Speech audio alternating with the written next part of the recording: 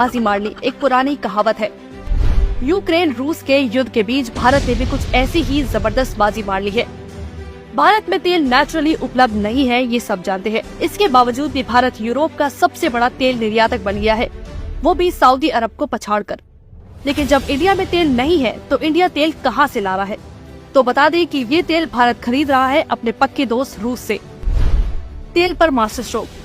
रूस तेल का सबसे बड़ा निर्यातक था, लेकिन यूक्रेन रूस युद्ध के बाद अमेरिका और यूरोपियन संघ के देश रूस पर सैंक्शन और प्रतिबंध लगाकर बैठ गए। ऐसे में भारत ने रूस से संबंध नहीं तोड़े, बल्कि उससे और ज्यादा तेल खरीदना शुरू कर दिया, जिसके चलते अमेरिका, यूके और यूरोपियन देश भारत पर दबाव बनाने लगे। लेकिन भारत ने साफ कर दिया कि रूस उसका दोस्त है और भारत ने अपनी जरूरत से भी ज्यादा तेल खरीदा। जानते हैं क्यों? क्योंकि भारत समझ गया कि यूरोपियन देशों को तेल की जरूरत पड़ेगी और उस जरूरत को पूरा करने के लिए मोदी जी ने अपना गुजराती दिमाग चलाया और मौके पर चौका नहीं छक्का मार दिया। उन्होंने रूस से कच्चा तेल सस्ते भाव में खरीदकर उसे भारत में रिफाइन किया और भारतीय तेल बनाकर यूरोपियन देशों को बेच दिया।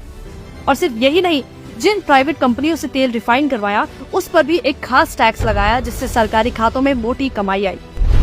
भारत को क्या फायदा? सबसे पहला फायदा हुआ कि इससे भारत के रिश्ते रूस से मजबूत हुए। इसके साथ ही यूरोपियन देशों की तेल की जरूरत में भारत संकट मोचक बन गया, जिससे हमारी विदेश नीति मजबूत हुई।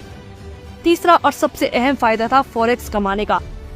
अगर ये डील डॉलर में होती तो इसमें भारत को कोई फायदा नहीं होता, लेकिन क्योंकि रूस पर डॉलर में ट्रेड करने पर बैन था, मोदी जी ने इस मौके पर चौका मारते हुए रुपये में रूस से तेल खरीदा और यूरो में यूरोपियन देशों को बेचा। इससे हुआ क्या?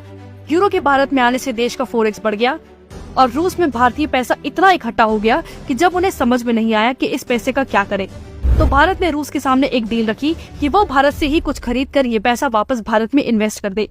रूस ने $8 बिलियन में से $4 बिलियन के रक्षा उपकरण खरीद लिए, जिससे हुआ क्या? भारत का पैसा भारत में ही इन्वेस्ट हो गया और बाहर नहीं गया। ऊपर से फॉरेक्स बढ़ा, ये अलग। ये तो वही बात हुई, आम के आम गुठलियों के दाम। मोदी जी ने साबित कर दिखाया कि बिजनेस करना है तो एक गुजराती से बेहतर कोई नहीं है। उनके अंदर गुजरात का ये पानी पूरे देश के काम आ गया।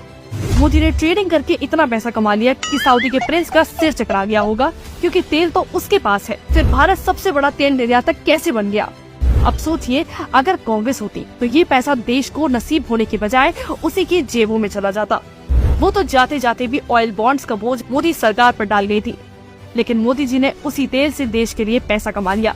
ये फायदा है आपके एक सही वोट का।